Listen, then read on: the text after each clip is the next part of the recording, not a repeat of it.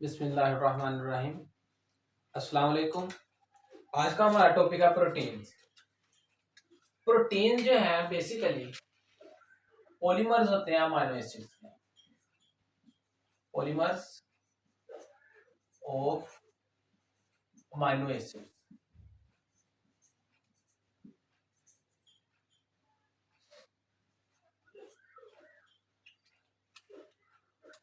जैसा कि हम गोश्त खाते हैं वो भी प्रोटीन है, अंडे की जो सफेदी होती है वो भी प्रोटीन है। तो मेरा थोड़ी सी आपको हिंट मिल गया होगा प्रोटीन के बारे में कि प्रोटीन होती क्या है।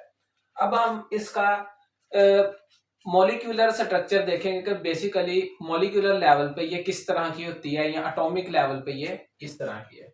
मैंने अभी बताया कि ये पॉलीमर है प्रोटीन अमीनो एसिड्स की। तो पॉलीमर जो है वो हम उसे कहते हैं जो कि छोटे छोटे यूनिट से मिलके बने, छोटे छोटे यूनिट्स या सब यूनिट्स के मिलने से जो चीज हमारे पास वजूद में आती है वो पॉलीमर है। जैसा कि डीएनए है हमारे पास, वो एक न्यूक्लियोटाइड, साथ ही दूसरा न्यूक्लियोटाइड, तीसरा न्यूक्लियोटाइड, चौथा न्यूक्लियोटाइड। तो इस तरह एक लंबी सी चेन बन जाती है डीएनए की। न्यूक्लियोटाइड के मिलने से एक लंबी सी चेन बन जाती है डीएनए की, जिसे हम कहते हैं ये एक पॉलीमर है। यानी हम कह सकते हैं कि डीएनए जो है हमारे पास पॉलीमर है न्यूक्लियोटाइड का। तो पॉलीमर जो है छोटे छोटे यूनिट्स के मिलकर बनने से बनता है। यानी जब छोटे छोटे यूनिट जो है आपस में मिलेंगे और इकट्ठे होकर एक लंबी सी चेन बना देंगे, उसे हम कहेंगे पॉलीमर। तो अमीनो एसिड जो है इनके मिलने से हमारे पास जो चेन बनेगी या जो कंपाउंड बनेगा उसे हम प्रोटीन कहते हैं। तो इस प्रोटीन का स्ट्रक्चर जानने से पहले हमें अमीनो एसिड का पता होना चाहिए कि अमीनो एसिड बेसिकली है क्या। अमीनो एसिड बेसिकली हमारे पास मोनोमर है या यूनिट है प्रोटीन का। अगर हम इसका स्ट्रक्चर देखें तो इसमें हमारे पास एक कार्बन एटम अटैच होता है एक कार्बोक्सिलिक ग्रुप से,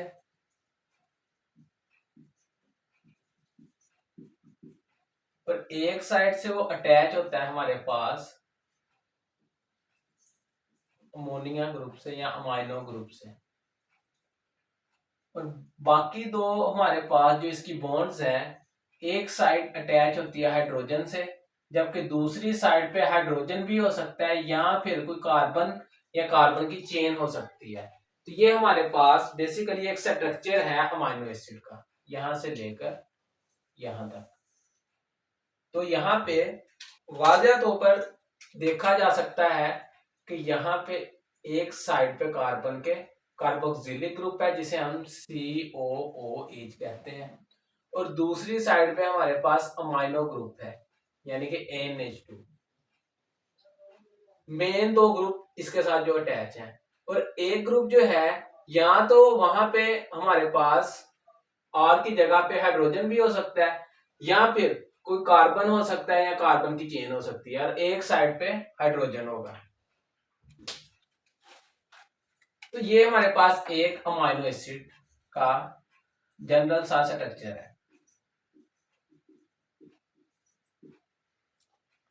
बेसिकली ज्यादातर जो है हमारे जिस्म के अंदर, ऑर्गेनिजम्स के जिस्म के अंदर जो प्रोटीन्स है वो बेसिकली 20 अमीनो एसिड्स के मिलने से बनती हैं ज्यादातर।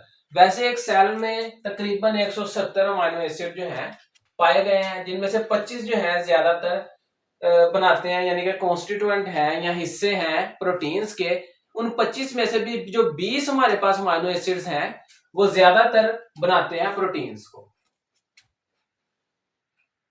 तो टोटल जो हमारे पास सेल के अंदर अमीनो एसिड्स पाए जाते हैं वो तकरीबन 170 के लगभग है, 170 के करीब। और इसमें से ज्यादा 25 जो है कॉन्स्टिट्यूएंट हैं ज्यादातर प्रोटीन्स के, और इनमें से भी 20 जो है उनकी कंसंट्रेशन प्रोटीन बनाने में बहुत ज्यादा है। तो हम कह सकते हैं कि 20 किस्म के अमीनो एसिड जो हैं वो प्रोटीन जो है उनको बना रहे हैं। अब ये हमारे पास जनरल स्ट्रक्चर आ गया अमाइनो एसिड का। अगर यहाँ पे आर ग्रुप पे हाइड्रोजन अटैच है तो हमारे पास जो अमाइनो एसिड बनेगा उसे हम ग्लाइसीन कहते हैं। फिर एच यहाँ पे अटैच है आर की जगह पे, तो जो हमारे पास अमाइनो एसिड आता है उसे हम ग्लाइसीन कहते हैं। अगर इस आर की जगह पे हमारे पास मिथाइल ग्रुप अटैच है CH3, उसे हम एलानिन कहेंगे। अगर इसकी जगह पे हमारे पास CH3 और साथ में सल्फर ग्रुप अटैच है, CH2 के साथ सल्फर ग्रुप अटैच है CH2S, तो इसे हम कहते हैं सिस्टीन। इसी तरह जैसे जैसे ये हमारे पास और ग्रुप है या एक्स्ट्रा चेन है या साइड चेन हम कह सकते हैं अमाइनो एसिड की, जैसे जैसे वो चेंज होती जाएगी हमारे पास नए किस्म के अमाइनो एसिड्स आते जाएंगे। तो आपने अब अमाइनो एसिड जो है उसका स्ट्रक्चर बेसिकली समझ लिया है, और अब हम चलते हैं प्रोटीन्स की तरफ।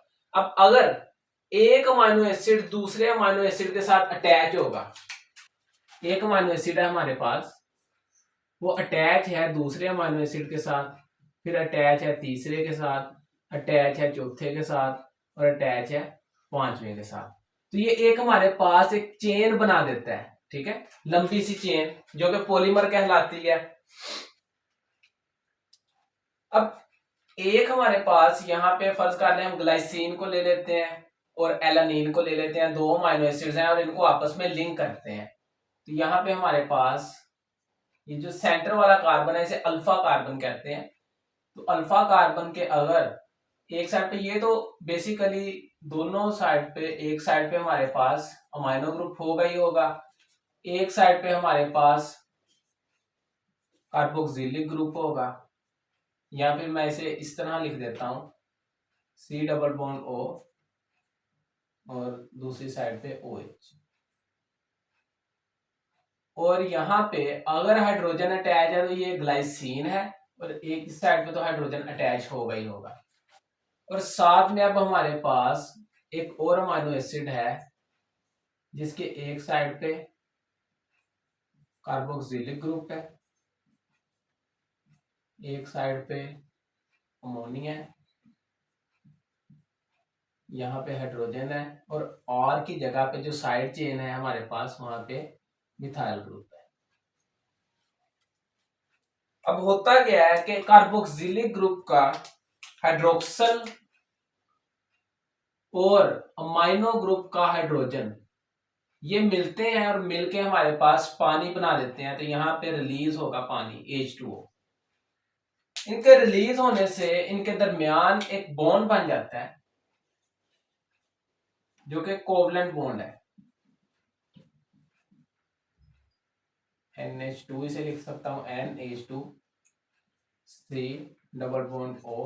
अब इसका बॉन्ड कार्बन का नाइट्रोजन के साथ बन गया है, और एक साइड पे इसके हाइड्रोजन है। वो हाइड्रोजन इस साइड पे भी लिख सकता हूँ, इस साइड पे भी लिख सकता हूँ, साथ में CH3 HCOOH। ये जो हमारे पास बॉन्ड बन गया है दो अमाइनो एसिड्स के दरमियान, इसको हम कहते हैं पेप्टाइड बॉन्ड। ये जो बॉन्ड है हमारे पास इसे हम कहते हैं पेप्टाइड बॉन्ड।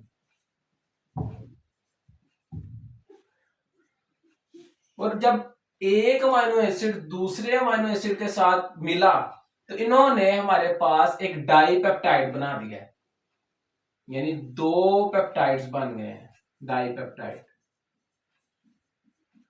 इसी तरह जब हमारे पास तीन अमाइनो एसिड मिलेंगे तो ट्राई पेप्टाइड, चार मिलेंगे टेट्रा पेप्टाइड, पांच मिलेंगे पेंटा पेप्टाइड, और इसी तरह 100 और जितने ज्यादा मिलेंगे तो हम पॉलीपेप्टाइड कह देंगे। तो काफी ज्यादा अगर हमारे पास एक अमाइनो एसिड साथ दूसरा तीसरा इसी तरह काफी ज्यादा अमाइनो एसिड मिले तो इस चेन को हम कहते हैं पॉलीपेप्टाइड, पॉलीपेप्टाइड। उम्मीद है पॉलीपेप्टाइड की समझ आ गई होगी। ये हमारे पास जो डाइपेप्टाइड बना है इसे हम ग्लाइसाइल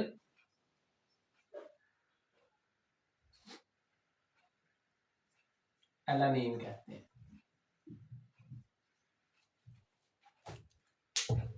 तो इस तरह हमारे पास बेसिकली एक पॉलीपेप्टाइड बनता है। अब पॉलीपेप्टाइड जो है इसमें और प्रोटीन में बेसिकली फर्क क्या है? पॉलीपेप्टाइड और प्रोटीन में फर्क क्या है? वो भी पॉलीमर है अमीनो एसिड का, पॉलीपेप्टाइड भी जो हमारे पास पॉलीमर है अमीनो एसिड का। अब पॉलीपेप्टाइड जो है वो नॉन फंक्शनल होता है, काम परफॉर्म नहीं करता, यानी वो सिर्फ एक लंबी सी चेन है अमीनो एसिड की। एक अमीनो एसिड साथ अटैच दूसरा हुआ, साथ तीसरा हुआ, साथ चौथा हुआ, और एक लंबी सी चेन बन गई जिसे हम कह रहे हैं पॉलीपेप्टाइड। ठीक है। और अगर ये पॉलीपेप्टाइड चेन फंक्शनल है, काम परफॉर्म कर रही है, तो उस वक्त हम इसे प्रोटीन कह देंगे। तो अब आपको प्रोटीन की बेसिकली समझ आ गई होगी कि प्रोटीन है क्या? Polymer of amino acid. अब प्रोटीन जो है हमारे पास ये काफी स्ट्रक्चर है इसके हमारे पास। तो उन स्ट्रक्चर्स को हम देखते हैं कि सेल के अंदर मुख्तलिफ स्ट्रक्चर्स में प्रोटीन्स पाई जाती हैं। Structure of protein.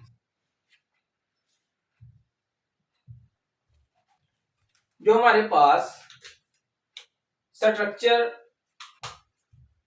पहला स्ट्रक्चर है प्रोटीन का, उसे हम कहते हैं प्राइमरी स्ट्रक्चर, यानी जो पहला है। अब प्राइमरी स्ट्रक्चर बेसिकली होता क्या है?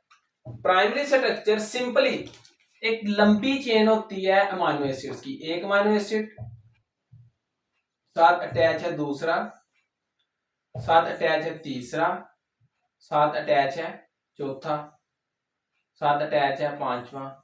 या फिर आप ऐसे भी कर सकते हैं कि एक अमीनो एसिड अटैच दूसरे से, तीसरा, चौथा, पांचवा, छठा, सातवां। इसी तरह काफी ज्यादा जब अमीनो एसिड आपस में मिल जाएंगे तो उसे हम कहते हैं पॉलीपेप्टाइड। अगर दो अटैच है डाइपेप्टाइड, तीन अटैच है ट्राइपेप्टाइड, टेट्रापेप्टाइड, पेंटापेप्टाइड, हेक्सापेप्टाइड, हेप्टापेप्टाइड, इसी तरह चलता जाएगा। और काफी ज्यादा जब अमीनो एसिड अटैच होंगे तो वो हमारे पास एक पॉलीपेप्टाइड बना देंगे।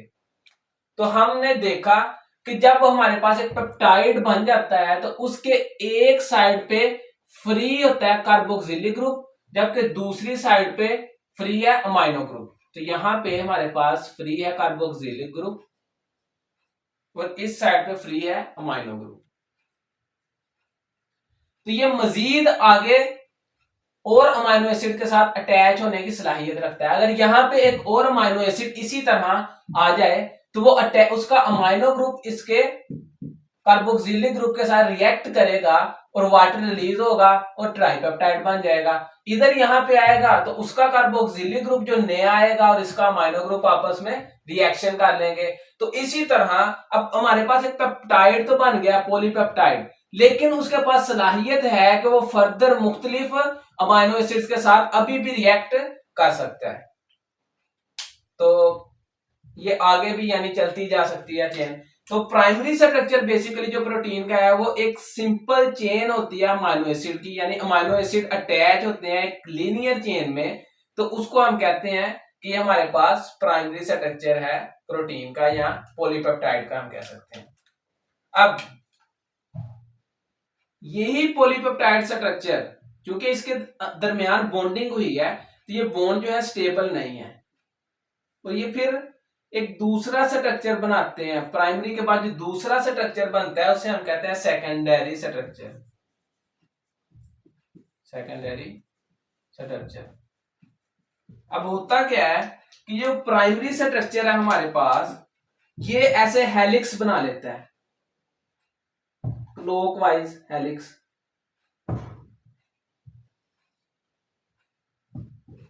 अच्छा सा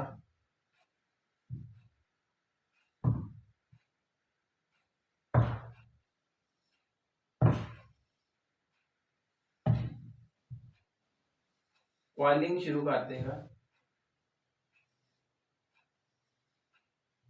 इसको हम कहते हैं हेलिक्स या स्पाइरल फॉर्म भी कह देते हैं। तो सबसे बेहतरीन जो हेलिक्स यानी कि सेल के अंदर पाया जाता है उसे हम अल्फा हेलिक्स कहते हैं। अब होता क्या है कि यहां पे हमारे पास माइनो ग्रुप है, हाइड्रोजन अटैच है, माइनो ग्रुप अटैच है कार्बन के साथ, कार्बन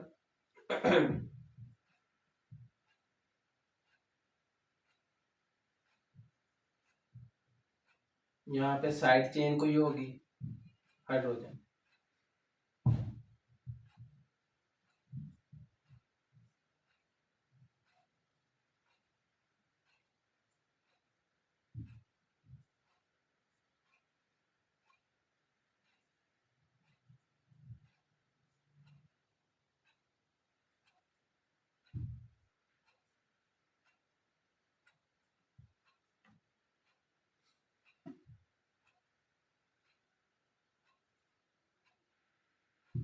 इसी तरह ये चलते जाएंगे हाइड्रोजन, यहाँ पे सी जो है अटैच है आगे कार्बन के साथ, डबल बॉन्ड ओ,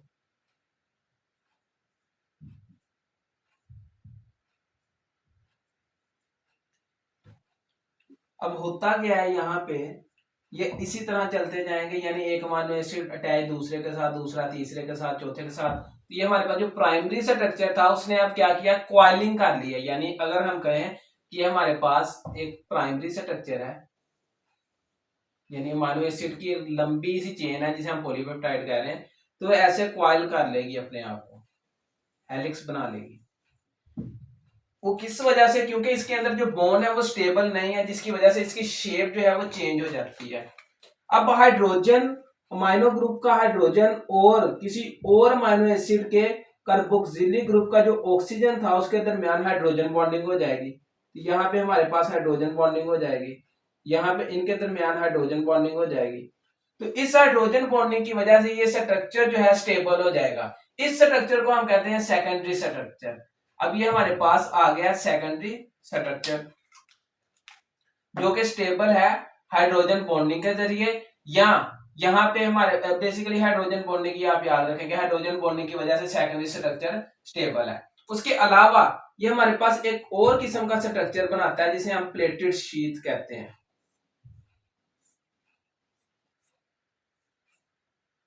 इस तरह यानी शीट की तरह का स्ट्रक्चर हमारे पास बनाता है जिसे हम प्लेटेड शीट कहते हैं। तो ये हमारे पास सेकेंडरी स्ट्रक्चर था, या तो प्लेटेड शीट की फॉर्म में होगा या फिर ये हमारे पास हेलिक्स की फॉर्म में होगा, जिसमें क्लॉकवाइज डायरेक्शन में ये क्या करेंगे, रिवॉल्व करेंगे और एक पूरा हेलिक्स बनाएंगे। इसी तरह हमारे पास आ जाता है एक और स्ट्रक्चर जिसे हम कहते हैं, अब ये देखें, ये हमारे पास जो सेकेंडरी स्ट्रक्चर है ये फर्दर बनाता है एक और किस्म के स्ट्रक्चर को जिसे हम कहते हैं टर्शियरी स्ट्रक्चर, टर्शियरी स्ट्रक्चर। अब होगा क्या कि ये सेकेंडरी स्ट्रक्चर अब क्वाइल तो हो रहा है, अब इसके अलावा ये अपने ऊपर ही फोल्ड होना शुरू हो जाएगा। यानी कि इसने क्वाइलिंग तो की, इस तरह क्वाइलिंग की, साथ में अपने ऊपर ही फोल्ड होना शुरू कर दिया इसने और एक ग्लोबुलर सा स्ट्रक्चर बना लिया, गोल सा। इसको हम कहते हैं कि ये हमारे पास टर्शियरी स्ट्रक्चर, प्राइमरी स्ट्रक्चर, उसके बाद बनेगा सेकेंडरी स्ट्रक्चर। अब सेकेंडरी स्ट्रक्चर फर्दर क्वाइल करेगा, अपने आप के ऊपर ही ये फोल्ड होना शुरू हो जाएगा, जिसे हम कहते हैं टर्शियरी स्ट्रक्चर। अब टर्शियरी स्ट्रक्चर में होता क्या है कि ये हमारे पास अगर एक स्ट्रक्चर है, यानी कि ये एक स्ट्रक्चर है,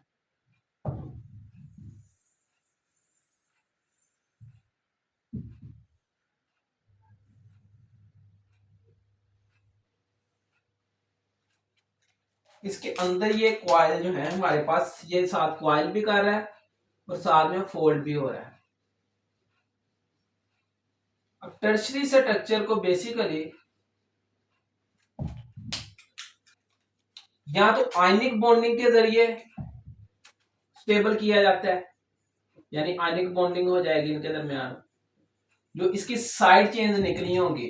जैसे हमारे पास ये सिस्टीन है, तो सिस्टीन जो है यहाँ पे R की जगह पे यहाँ पे साइड चेन जो होती है हमारे पास होती है CH2 और साथ में S। तो यहाँ पे फर्ज करें एक साइड चेन CH2 है और साथ में सल्फर है, यहाँ पे CH2 है, सिस्टीन है। तो इन दो सल्फर के दरमियान बॉन्डिंग हो जाएगी, जिसे हम कहते हैं दो सल्फर के दरमियान बॉन्डिंग हुई है, जिसे कहते हैं डाई सल्फाइड बॉन्ड। तो जो टर्शरी स्ट्रक्चर है उसको स्टेबल किया जाता है आयनिक बॉन्डिंग से, डाई सल्फाइड बॉन्ड्स के जरिए, या फिर हाइड्रोजन बॉन्डिंग के जरिए, जो कि आपने पहले देख लिया हाइड्रोजन बॉन्डिंग। फिर से मैं एक दफा क्लियर कर देता हूं कि प्राइमरी स्ट्रक्चर जो है ये बनाएगा सेकेंडरी स्ट्रक्चर को, क्योंकि प्राइमरी स्ट्रक्चर सिर्फ एक लंबा सा पॉलीपेप्टाइड है जिसके अंदर जो बॉन्ड्स बन रहे हैं वो इतने ज्यादा स्टेबल नहीं है। तो स्टेबिलिटी गेन करने के लिए प्राइमरी स्ट्रक्चर क्या करता है, प्रोटीन का अपने आप को फोल्ड कर लेता है और किस चीज में चेंज हो जाता है, सेकेंडरी स्ट्रक्चर में। सेकेंडरी स्ट्रक्चर जो है इसको स्टेबल किया जाता है हाइड्रोजन बॉन्डिंग के थ्रू। और हाइड्रोजन बॉन्डिंग जो है एक अमाइनो एसिड के अमाइनो ग्रुप और उसके एडजेसेंट जो उसके सामने होगा, यानी उसके साथ वाला नहीं, उसके जो सामने होगा कार्बोक्सिलिक ग्रुप का ऑक्सीजन, उसके साथ वो हाइड्रोजन बॉन्डिंग कर लेगा और ये जो है हमारे पास स्टेबल हो जाएगा। तो कुछ जो है हमारे पास प्रोटीन्स वो ज्यादातर सेकेंडरी स्ट्रक्चर में होंगी या फिर टर्शरी स्ट्रक्चर में होंगी। तो सेकेंडरी स्ट्रक्चर आगे फर्दर अपने आप को फोल्ड कर लेता है, अपने ऊपर ही क्वालिंग तो कर रहा है, उसके अलावा ये अपने आप को और फोल्ड करना शुरू कर देता है और ग्लोबुलर सा स्ट्रक्चर बना लेता है, उसे हम कहते हैं टर्शियरी स्ट्रक्चर, जो कि मेंटेन किया जाता है आयनिक बॉन्डिंग के थ्रू, डाइसल्फाइड बॉन्ड्स के थ्रू या हाइड्रोजन बॉन्ड्स के थ्रू। अब सिर्फ इतना ही नहीं, अभी तक तो आपने देखा कि सिर्फ एक ही जो पॉलीपेप्टाइड है वो अपने आप को राउंड किए हुए है, अपने आप को गोल किए हुए है, या उसी ने अपनी क्वाइलिंग की और बाद में अपने आप को फोल्ड कर लिया। अब होता क्या है कि अक्सर मुख्तलिफ किस्म के पॉलीपेप्टाइड्स जो कि एक दूसरे के साथ मिल जाते हैं, एक पॉलीपेप्टाइड और साथ कोई और पॉलीपेप्टाइड मिलेगा, हो सकता है एक के अलावा दो हो जाए, दो से तीन भी हो सकते हैं, चार भी हो सकते हैं, इससे ज्यादा भी हो सकते हैं, यानी कि काफी पॉलीपेप्टाइड मिलेंगे और एक सिंपल सा मॉलिक्यूल बना देंगे। बेसिकली कॉम्प्लेक्स ही होगा वो, यानी एक पॉलीपेप्टाइड की चेन, दूसरी पॉलीपेप्टाइड,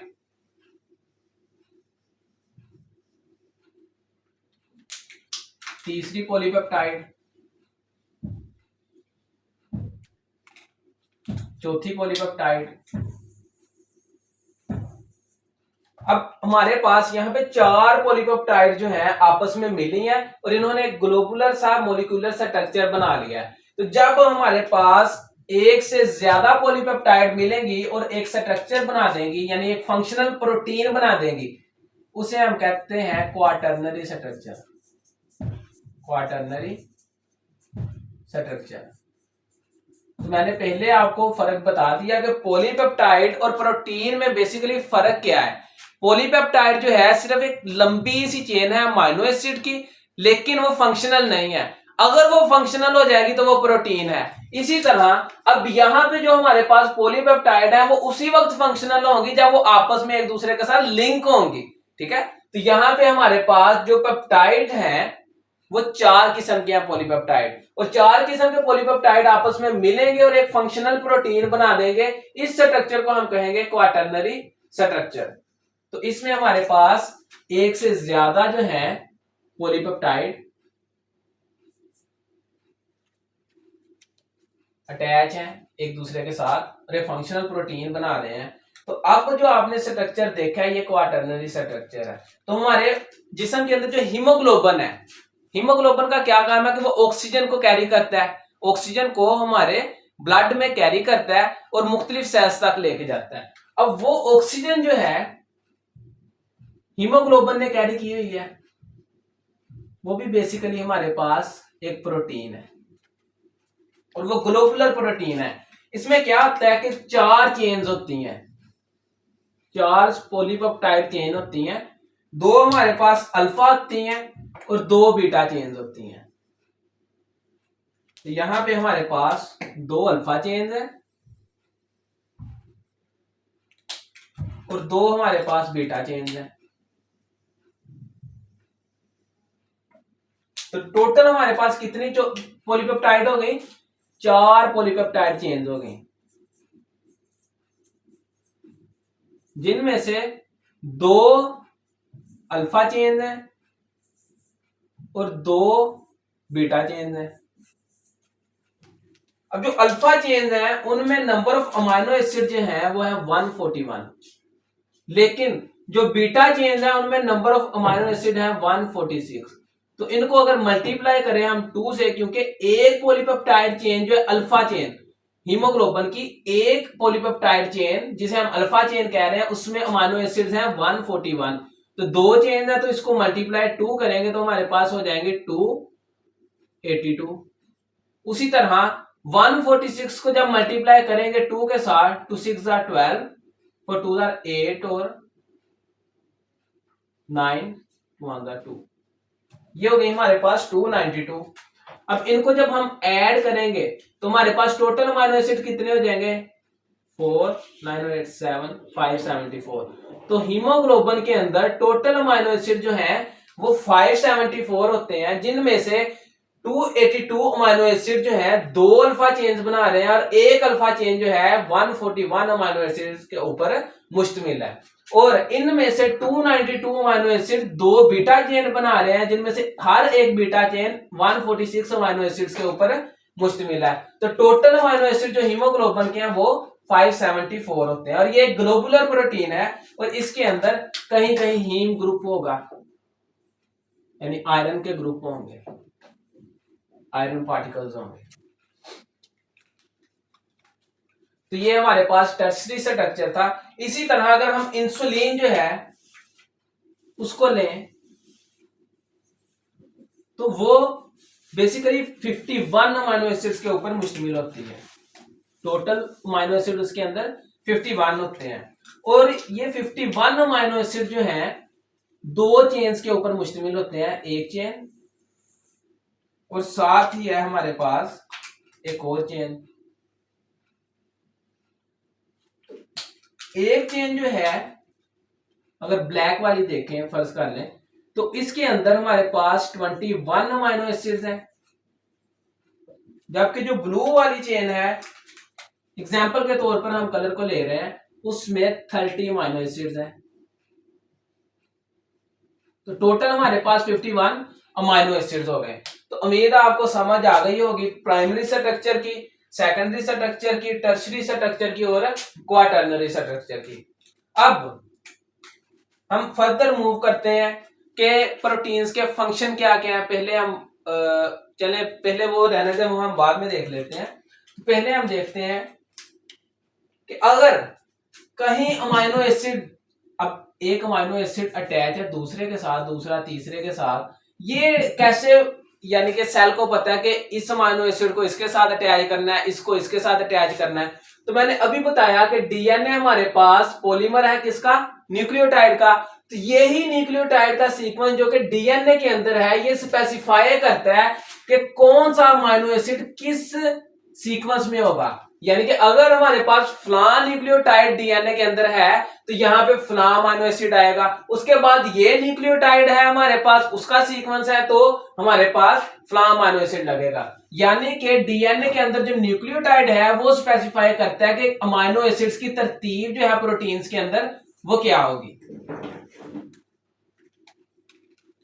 तो अगर कोई अमाइनो एसिड एक पॉलीपेप्टाइड चेन में अपनी जगह पे मौजूद नहीं है, वो यानी कि सीक्वेंस जो है उसका खराब हो गया पॉलीपेप्टाइड चेन का, तो वो प्रोटीन जो है फंक्शनल नहीं रहेगी, वो काम नहीं करेगी। अब वो पॉलीपेप्टाइड ही है लेकिन वो प्रोटीन नहीं है, नॉन फंक्शनल प्रोटीन है, अब काम नहीं कर रही। ठीक है, तो पॉलीपेप्टाइड का स्ट्रक्चर भी चेंज हो जाएगा। जैसे हमारे पास हीमोग्लोबिन है, इसमें क्या होता है कि इसकी जो बीटा चेन्स हैं, 2 बीटा चेन्स है ना, इसकी जो बीटा चेन्स है, फर्ज करें ये हमारे पास एक बीटा चेन है हीमोग्लोबिन की और ये दूसरी बीटा चेन है।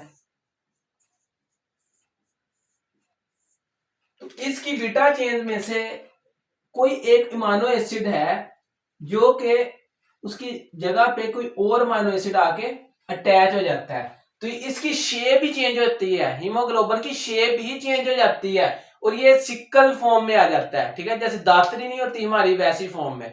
और अब ये क्या करेगा कि इसकी ऑक्सीजन कैरिंग कैपेसिटी जो है, ऑक्सीजन को कैरी करने की कैपेसिटी कम हो जाएगी और पेशेंट को डिफिकल्टी होगी सांस लेने में, क्योंकि उसके जो सेल्स हैं उन तक ऑक्सीजन जो है प्रॉपर नहीं पहुंच रही। अब अगर आपने अब देख लिया है स्ट्रक्चर प्राइमरी, टर्शरी, सेकेंडरी, अब आप देखेंगे स्ट्रक्चर फर्दर के देखने में जो प्रोटीन्स हैं हमें कैसी दिखती हैं, अगर हम उनको देखें उसका यानी कि बड़े लेवल पे उसको देखें तो हमें किस तरह के दिखेंगी। तो प्रोटीन जो है हमारे पास दो किस्म की हैं, एक फाइब्रस जो कि धागे की तरह दिखेंगी और दूसरी है ग्लोबुलर, जैसे एंजाइम है, एंजाइम जो है ग्लोबुलर प्रोटीन है, या हीमोग्लोबिन जो है ये ग्लोबुलर है, या तो वो ग्लोबुलर होंगी या थोड़ी सी एक्लिप्स्ड हो जाएंगी, थोड़ी सी चपटी हो जाएंगी साइड से, होंगी ग्लोबुलर ही, तो ग्लोबुलर कैटेगरी में ही आएगी। तो ग्लोबुलर प्रोटीन जो है जैसे हीमोग्लोबिन है हमारे पास, तो ये एक तो यहाँ हम कह सकते हैं कि स्फेरिकल है या एक्लिप्स्ड है, उसके अलावा ये सोलुबल है पानी के अंदर, या एक्वस मीडियम के अंदर सोलुबल है। तो एक्वस मीडियम में हमारे पास साल्ट सोल्यूशन आ जाता है, एसिड बेस सोल्यूशन आ जाता है, या अल्कोहल वगैरह आ जाती है, तो एक्वस मीडियम में ये सोलुबल है। उसके अलावा ये क्रिस्टलाइन हो सकती हैं, क्रिस्टल्स इनके बनाए जा सकते हैं। और अगर थोड़ा सा टेम्परेचर चेंज होता है, जैसे एंजाइम है वो एक ऑप्टिमम टेम्परेचर पे काम करता है या ऑप्टिमम पीएच पे काम करता है, अगर तो वो पीएच चेंज हो जाती है या वो टेम्परेचर चेंज हो जाता है तो वो क्या करता है, अपना काम परफॉर्म नहीं करता, डी नेचर हो जाता है। उसी तरह ये भी क्या होती है, डीऑर्गेनाइज्ड हो जाएंगी, क्योंकि ग्लोबुलर प्रोटीन जितनी भी हैं अगर इन्वायरमेंटल जो कंडीशंस है जो इन्हें चाहिए वो चेंज हो जाती हैं तो ये अपने आप को डीऑर्गेनाइज कर लेंगी, डीऑर्गेनाइज कर लेंगी और इनकी शेप जो है यानी कि अलग-अलग हो जाएंगी और नॉन फंक्शनल हो जाएंगी। तो ये थी ग्लोबुलर प्रोटीन। और इसके एग्जांपल में हमारे पास एंजाइम्स आ जाते हैं, हार्मोन्स आ जाते हैं, एंटीबॉडीज आ जाती हैं, हीमोग्लोबिन आ जाता है। और फाइब्रस प्रोटीन जो है हमारे पास वो उसके अंदर मुख्तलिफ छोटे छोटे यूनिट जो है आपस में अटैच होते हैं जिन्हें हम फिब्रिल्स कहते हैं और एक धागे की तरह का स्ट्रक्चर बनाते हैं, इसी वजह से हम इन्हें कहते हैं फाइब्रस प्रोटीन। तो ये आपके पास कैरेटिन प्रोटीन है, उसका स्ट्रक्चर आ गया जो कि हमारे नेल्स में भी पाई जाती है, हमारे हेयर्स में भी पाई जाती है। उसके अलावा मायोसिन प्रोटीन जो कि मसल्स में होती है। अब वो क्या है, इलास्टिक है यानी स्ट्रेचेबल है। अब ये देखें स्ट्रेच हो गया है और साथ ही मसल मेरा कॉन्ट्रैक्ट हो गया है, तो ये जो कैपेसिटी है उस प्रोटीन की है, इसकी यानी कैपेबिलिटी है कि वो इलास्टिक है। तो फाइब्रस प्रोटीन हमारे पास इलास्टिक होती हैं। उसके अलावा ये नॉन सोलुबल है, सोलुबल नहीं होती पानी के अंदर। अब अगर हम मकड़ी का जो जाला होता है उसको देखें, स्पाइडर वेब जो है, तो वो भी जो है कैसा है, इलास्टिक होता है थोड़ा सा। उसके अलावा सिल्क वर्म जो है, सिल्क रेशमी धागा हम कह सकते हैं, तो वो भी क्या है, प्रोटीन है, फाइब्रस प्रोटीन। उसके अलावा कैरेटिन जो मैंने एग्जांपल दी, और ये नॉन क्रिस्टलाइन है, ये क्रिस्टलाइन फॉर्म में हमारे पास नहीं आ सकती। तो ये दो और आपने स्ट्रक्चर देखे, देखने में हमें या तो वो फाइब्रस यानी धागे की तरह की लगेंगी या वो ग्लोबुलर महसूस होंगी। तो अब रह गए इनके फंक्शन इनके देख लेते हैं। जैसे अभी बताया तमाम के तमाम एंजाइम जो है वो क्या है, प्रोटीन्स हैं।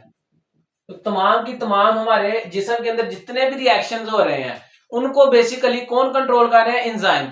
जितने भी मेटाबॉलिज्म है हमारा यानी जितने भी रिएक्शंस हैं उनको कौन कंट्रोल करेंगे, एंजाइम्स। उसके अलावा हार्मोन्स जो है जैसे वैसोप्रेसन, टेस्टोस्टेरोन, सोमैटोट्रोफिक हार्मोन, थायराइड यानी कि थायराइड ग्लैंड जो है हमारे पास हार्मोन्स रिलीज करते हैं, थायराइड, तो वो भी हार्मोन जो है क्या है, प्रोटीन है। उसके अलावा अगर देखें तो ये सेल की मेम्ब्रेन भी बनाती हैं, सेल मेम्ब्रेन यानी स्ट्रक्चरल रोल भी प्ले कर रही हैं प्रोटीन। उसके अलावा एंटीबॉडीज है हमारे जिस्म में जितनी भी, जो कि हमारी मदद करती हैं जरासीम से लड़ने के खिलाफ। कोई भी फॉरेन मटेरियल आता है या एलियन जो है बाहर से आया हमारे जिस्म के अंदर जो कि हमारे जिस्म के लिए अजनबी है, कोई बैक्टीरिया हो सकता है, कोई वायरस हो सकता है, तो उसके खिलाफ लड़ने में हमें इम्यूनिटी जो देती है वो एंटीबॉडीज हैं, वो भी बेसिकली क्या है, प्रोटीन, या ब्लड क्लॉटिंग में हमारी हेल्प कर रही हैं। खून जमने में जो प्रोटीन्स हेल्प करती हैं वो भी बेसिकली क्या है, प्रोटीन्स हैं। तो बहुत सारे फंक्शन है प्रोटीन के, जिनमें से कुछ मैंने यहाँ पे लिख दिए हैं। उम्मीद है आपको आज का लेक्चर समझ आया होगा। अच्छी दुआओं के साथ इजाजत लेता हूँ। अल्लाह हाफिज।